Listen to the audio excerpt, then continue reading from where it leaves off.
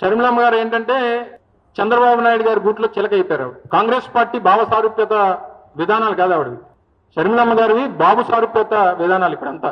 అంటే బాబు గారు ఏమనుకుంటే చంద్రబాబు నాయుడు గారు ఏం చెప్తే చివరికి అన్న మీద విమర్శ చేయడానికి కూడా వెనకాడినటువంటి పరిస్థితుల్లో వారు ఉన్నారు.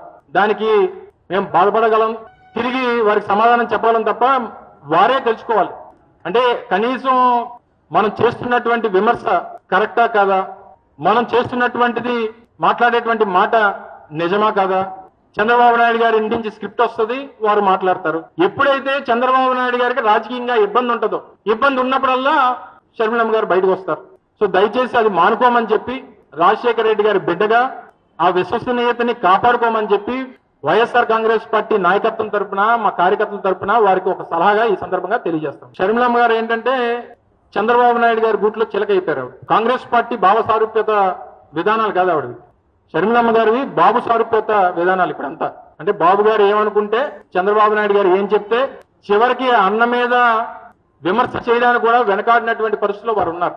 దానికి మేము బాధపడగలం, తిరిగి వారికి సమాధానం చెప్పాలని తప్ప వారే తెలుసుకోవాలి.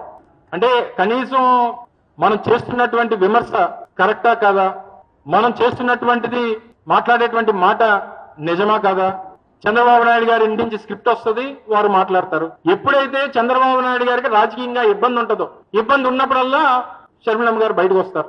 సో దయచేసి అది మానుకోమని చెప్పి, రాజశేఖర రెడ్డి గారి బిడ్డగా ఆ విశ్వసనీయతని కాపాడుకోమని చెప్పి వైఎస్ఆర్ కాంగ్రెస్ పార్టీ నాయకత్వం తరపున, మా కార్యకర్తల తరపున వారికి ఒక సలహాగా ఈ సందర్భంగా తెలియజేస్తాం.